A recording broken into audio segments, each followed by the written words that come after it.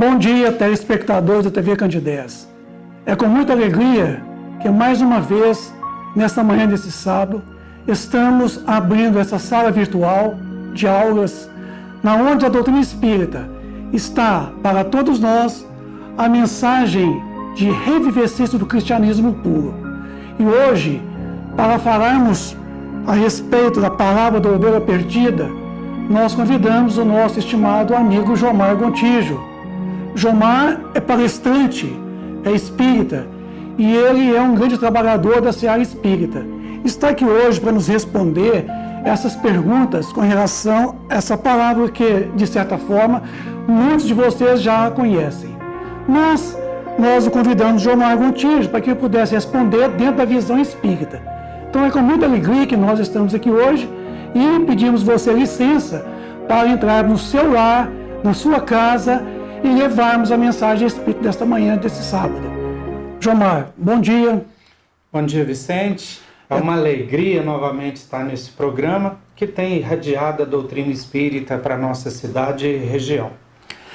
Muito bem. Jomar, nós temos aqui, hoje, qual o verdadeiro significado geral dessa parábola e por que Jesus se expressava através de parábolas? Vou começar respondendo a segunda parte da pergunta, que é por que Jesus utilizava a parábola. Se a gente estudar o Evangelho, a gente percebe que o único título que Jesus realmente aceita é o de mestre, é o de professor, né? Inclusive, os chamavam de Rabi ou Rabone, que é um título de professor. Então, Jesus, ele reencarna, ou melhor dizendo, ele encarna no planeta Terra para nos ensinar, para ser nosso professor, para ser nosso guia e modelo, como os Espíritos, no livro dos Espíritos, referenciam a ele.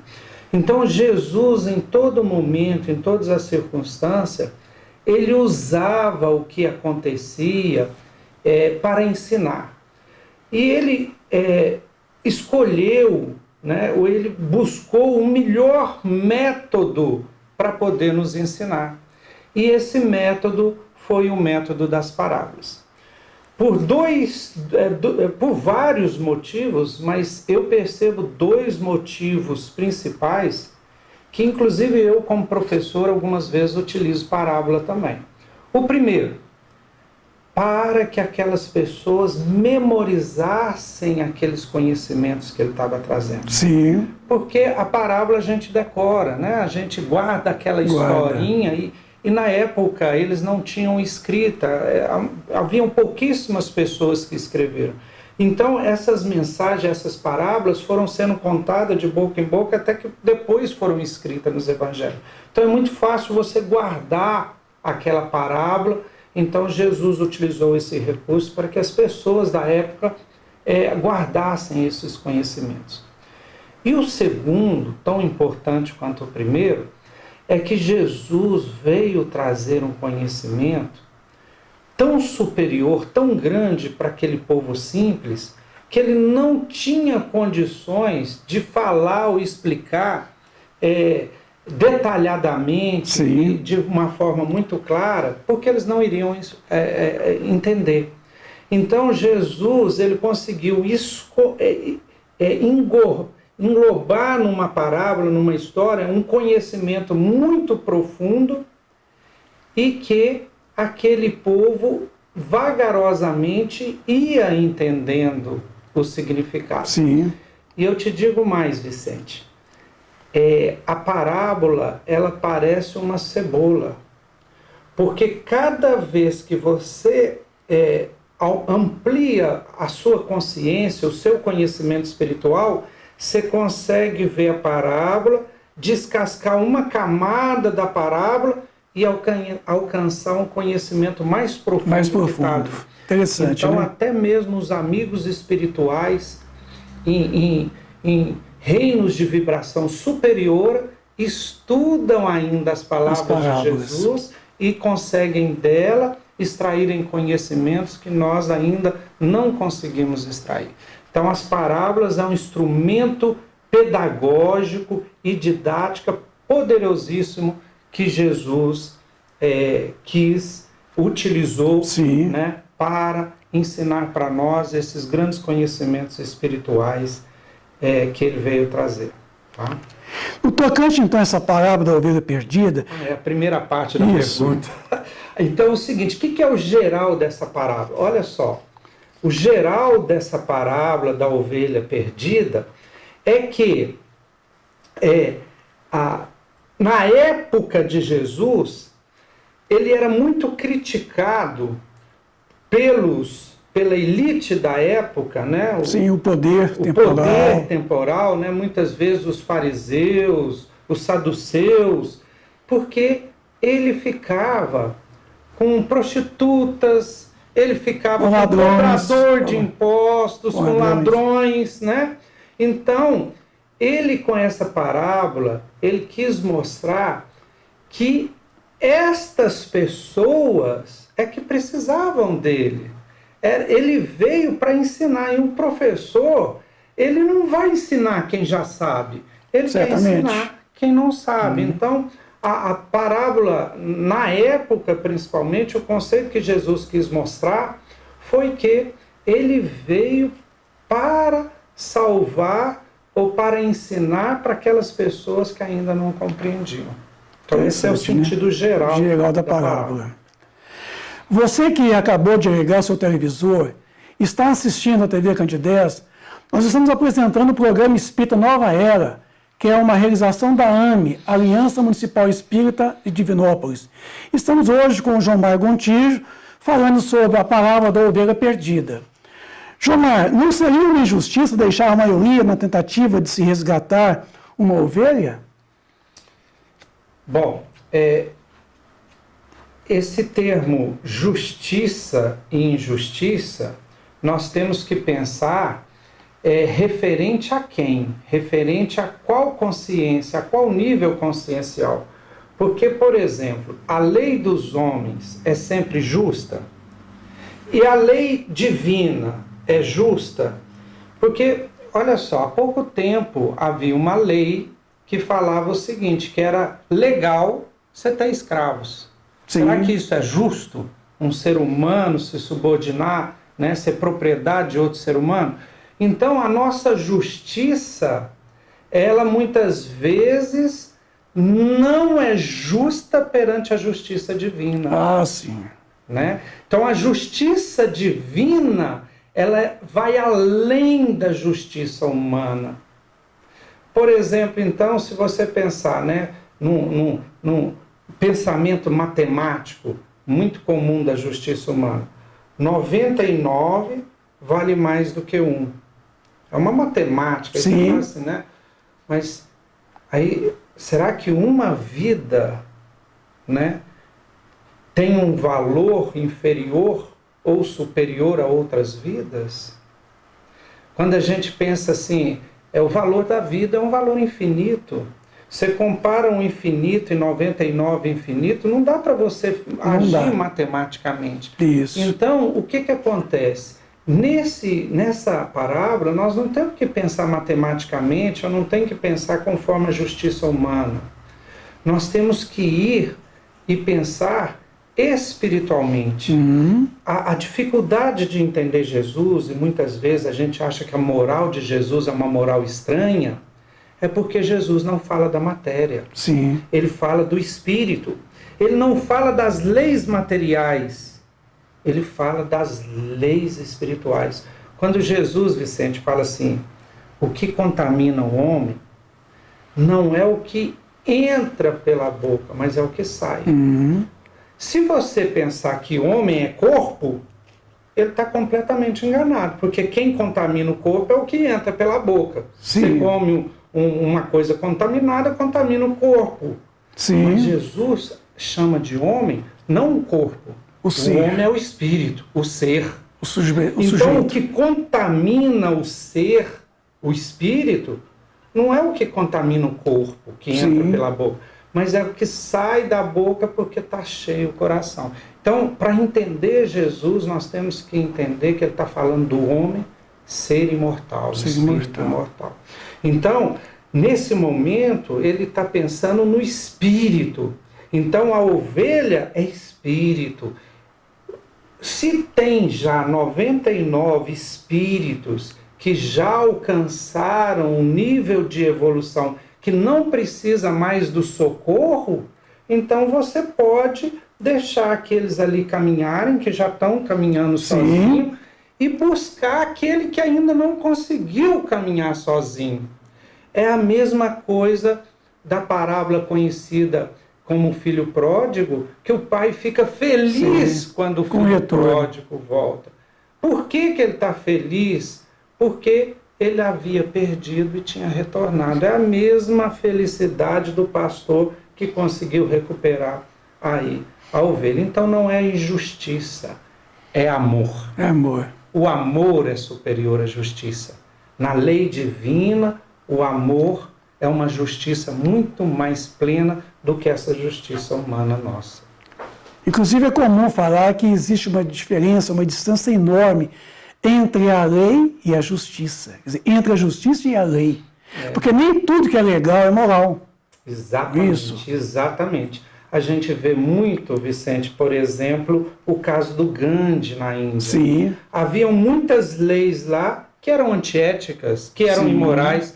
E Gandhi, então, por exemplo, foi pegar o sal, porque ele achava que era lícito recolher o sal, enquanto a lei submetida na Índia não permitia. Gandhi foi preso por conta disso. Mas ele mostrava que a ética dele estava superior àquela lei lá. Igual a gente falou da escravidão. Era legal, mas era imoral. Porque não está de acordo com a lei divina. Exatamente. Agora, tem muita coisa ainda, Vicente, que nós já sabemos que é injusto, mas a lei ainda tema em ficar daquele jeito. Então, nós temos que melhorar nossas leis, buscando a justiça, Isso. e depois a nossa justiça buscar a justiça divina, que é uma justiça além ainda da nossa justiça. Que é maior. E é maior e é mais lenta, né? É como dizer que a justiça dos homens é muito lenta, a de Deus é mais lenta ainda. Porque Deus dá o tempo todo para nós. Exatamente, porque nós medimos o nosso tempo do nascimento à morte. Isso. Queremos todos os resultados agora, nesse nascimento à morte. Isso. Para Deus, não. Para Deus, nascimento e morte é um segundo, né? Deus não teve começo nem terá fim. Então, Ele nos dá todo o tempo necessário. Todo o tempo. Né? Muito bom. João Maia, podemos fazer uma analogia da ovelha perdida com a famosa expressão ovelha negra, que muitos alegam ter, até mesmo ser em uma família? Interessante, né, Vicente? Podemos ter... será que está pegando som? Que caiu? Tá pegando, pode deixar. Tá. Bom, podemos ter, sim, essas analogias e outras também, porque essa é realmente a grande riqueza das parábolas. Cada vez que a gente interpreta as parábolas, nós descobrimos coisas novas. Por exemplo, vamos pensar que é a ovelha negra da família. A parábola se ajusta, porque talvez seja essa ovelha negra a ovelha perdida que nós temos que buscar recuperá-la. Talvez ela tenha vindo ou reencarnado na nossa família com uma missão muito especial nossa de propiciar a evolução dela, né? Claro, tendo uma clareza que isso depende dela. Se ela não quiser, nós não vamos conseguir. Mas estarmos sempre prontos e preparados para receber ela de volta, caso ela queira vir. Mas podemos também, Vicente, interpretar de uma forma diferente essa parábola, porque a ovelha, o que ela nos fornece? A lã, que nos protege, né? O leite, o alimento da própria carne. Então, olha só, quem sabe, Vicente, na nossa vida, nós podemos ter perdido, principalmente nesse nosso século, que a gente está esquecendo do ser e do espírito, e está vivendo tanto o materialismo, o consumismo, o ter, né, a matéria, e nós perdemos aquilo que veste o ser, aquilo que alimenta o ser, o espírito. E nós temos que buscar essa ovelha perdida na nossa época, né? Temos que buscar de novo essa essência do nosso espírito, porque ela é mais importante que todas as outras 99, que são todas essas outras coisas. Está vendo como é que a parábola se adapta? Né? É muito extensa, né, o conceito da interpretação dela. A gente percebe também, Jomar, que a questão da ovelha negra seria uma forma também de discriminação, quer dizer, uma forma de você tentar humilhar realmente alguém da família, discriminando ele, né? Sendo ele uma criatura à parte, sendo ele um verdadeiro estorvo para a família, um empecilho, uma cruz a ser carregada. E, na verdade, não é isso que representa essa criatura que, de certa forma, a gente chama de ovelha negra, mas, na verdade, não seria uma ovelha negra. Seria alguém que está num processo expiatório, provacional, numa tentativa de resgatar os seus débitos, em que a própria família o coloca ele à margem da própria família e da sociedade. E aí, Vicente, uma reflexão profunda sobre isso que você falou é por que ela está na minha família e não na do outro. Isso. Então quer dizer que eu tenho algum compromisso, certamente. Porque se eu não tivesse compromisso... Não estaria na sua família. Não estaria. Então, compreendendo isso e compreendendo, inclusive, esse ensinamento de Jesus, né, que a ovelha perdida merece a nossa atenção, o nosso carinho e tudo isso, e que eu tenho responsabilidade com ela, Sim. Porque senão ela não estaria perto de mim, eu tenho ainda mais que redobrar os meus esforços para trazê-lo de novo. Para resgatá-la. Para resgatá-la. Estamos apresentando o programa Espírita Nova Era, que é uma realização da AME, Aliança Municipal Espírita de Divinópolis. Estamos aqui hoje com o Jomar Gontijo, trabalhando a interpretação da parábola da ovelha perdida. Jomar, a alegria de uma recuperada antes às 99, que não se extraviar, é maior por quê? Uai, é a mesma que Jesus fala na própria parábola. Imagina você, né, com um tanto de ovelhas, e aí uma perdeu, e você consegue recuperar a sua alegria. Ou a parábola do pai, né, do filho pródigo. Aquele filho estava perdido e ele recupera, né, porque o filho reclama com o pai. Você lembra da parábola? Ele reclama: pai, mas eu sempre estive perto de você. Aí fiz o pai, tudo, sua vontade. Tudo, né? Aí o pai fala para ele, explica para ele: olha, tudo que é meu é seu, você tem que ser... Agora ele estava perdido, ele estava morto e ele voltou. Então essa alegria de quando a gente consegue... Imagina, por exemplo, essa irmã da sua família, que é tida como ovelha negra e tal, e que é a irmã, e você consegue de repente trazê-la de volta, você consegue recuperá-la, né? Imagine, por exemplo, uma mãe que um filho entra para as drogas e se afunda no poço, e a mãe consegue de novo trazê-la, né, desse abismo que é as drogas, a alegria que a mãe fica. Então eu acho que é essa alegria que Jesus se refere, é a alegria de você ter conquistado, né, ou cumprido a sua missão na Terra. Porque quando você tem na sua família uma coisa assim, você consegue recuperar e consegue, é uma missão, né, que você realiza. Então é essa felicidade da alma, do espírito, que a gente consegue, que a gente sente quando consegue realizar um feito desse de recuperar uma ovelha perdida. Inclusive, a Rede Globo está exibindo uma novela agora, do outro lado do paraíso, onde existe uma anã, uma senhora anãzinha, em que a família discrimina ela totalmente, a coloca ela à margem da própria família pelo fato de que ela é de baixa estatura e é uma anã. Então, você percebe que essa discriminação existe em uma sociedade como a nossa de hoje, né? Ainda há discriminação por parte dos próprios pais com relação aos filhos. Nesse caso aí, Vicente, nós podemos até lembrar que muitos espíritos superiores nascem em algumas famílias com algum tipo de característica assim, para educar os pais, para ensinar os pais. Professores dos pais. Exatamente. Né? Verdadeiros Porque, professores. muitas vezes os pais têm problemas sérios de egoísmo, de vaidade, E um filho assim vai ensinar muito, né? Lembrando que a escola da terra, a escola que reencarnamos, é uma escola para o espírito. Nós temos que aprender aqui são as virtudes do espírito, Sim. que são diferentes dessa cultura, desse conhecimento científico material. É outra coisa. Jomar, quem são os pequeninos a quem Jesus se refere e qual nossa responsabilidade perante esses? Os pequeninos que Jesus se refere são exatamente as pessoas que estão precisando dessa orientação, que se desviaram, né? Que precisam realmente do auxílio daqueles que estão mais na frente, né?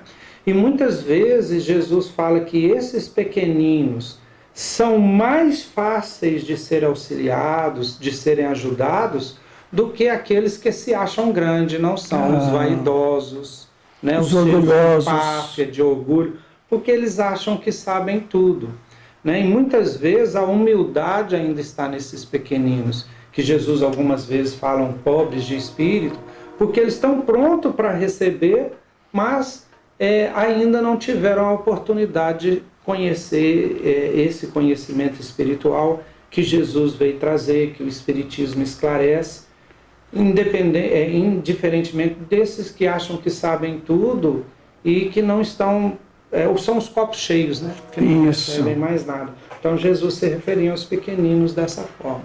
É uma das interpretações possíveis. E na verdade, quando ele fala, né, bem-aventurados os pobres de espírito, ele não está se referindo aos baldos de inteligência, né? As pessoas que não têm uma inteligência desenvolvida, mas está se referindo àqueles que, na verdade, eles trazem a maior riqueza, a riqueza intrínseca, que é aquela que é da humildade. A humildade é justamente o contrário do orgulho, né?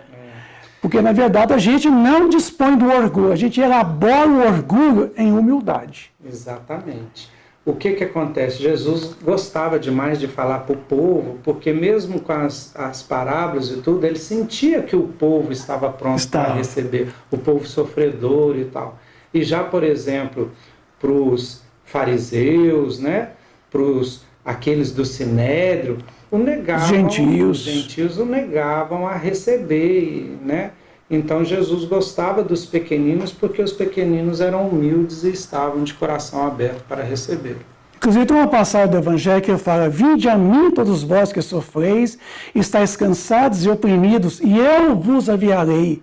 Tomai sobre vós o meu jugo e aprendei de mim, que sou brando e humilde de coração. Aí encontrareis o quê? Refresco, refrigeração, quer dizer, paz, consolo e reconforto para as vossas almas. Porque Jesus veio trazer o amor, essa justiça divina que a gente chama de amor. E o fardo dele é mais leve, mais suave, porque o amor é muito melhor do que a lei mosaica, dente por dente, olho por olho, aquela coisa toda, né? Então Jesus veio trazer a proposta do amor. Agora, será que nós estamos prontos para amar? Porque enquanto a gente quiser essa justiça do talião, né, a gente vai sofrer as consequências. Certamente.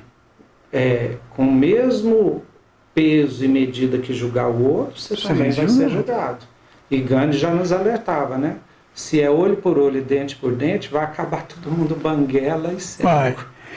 Inclusive, essa pena do talião, a proposta de Moisés não é uma proposta pedagógica, porque é uma proposta que tenta conduzir um povo pelo temor. Pelo medo. Né? E a proposta espírita, que é justamente a revivescência do cristianismo, é aquela proposta pedagógica que busca a educação do ser, né? E não a punição do ser pelas faltas cometidas, mas a possibilidade de poder recuperar o tempo perdido. Isso aí. Jomar, estamos finalizando o nosso programa. Gostaríamos de agradecer a vocês pela presença, pelo carinho dessa manhã de hoje. Está exposando esse tema tão interessante, a parábola da ovelha perdida, aos nossos telespectadores da TV Candidez. Queremos desejar a todos vocês que tenham um bom dia, que a presença do Cristo seja no lar de vocês, que a luz, que a paz do Cristo seja estabelecida em cada um de vocês que nos ouve. E aguardamos vocês no próximo sábado, às 9h30 da manhã, e este programa será reprisado na próxima terça-feira, às 7 horas da manhã. A todos um bom dia, fica com Deus. Obrigado. Bom dia a todos.